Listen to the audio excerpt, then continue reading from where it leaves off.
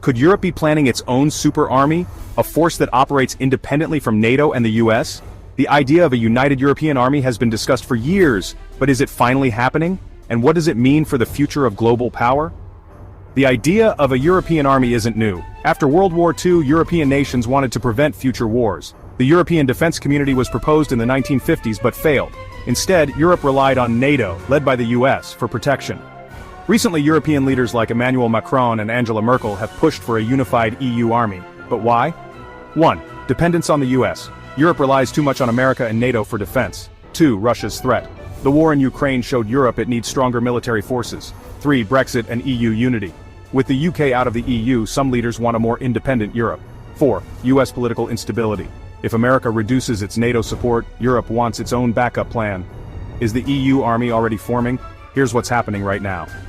EU battle groups. Small rapid response forces created in 2007 but never used.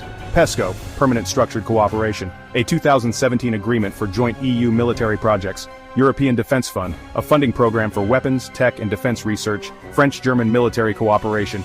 These two countries are leading the push for an EU military force. Not everyone agrees with a European army. Supporters say, Europe will be stronger and independent. It will reduce reliance on the US and NATO. It will make the EU a major global power. Opponents warn NATO could be weakened, dividing the West. Some EU nations don't trust giving Brussels military control. A new army is expensive, and Europe already has NATO.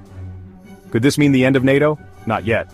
Right now, the EU army is still a theory, while NATO is active and powerful.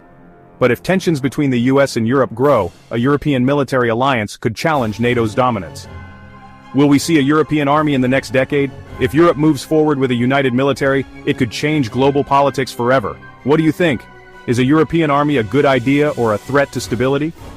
Comment below, and don't forget to like, share and subscribe for more history and geopolitics videos.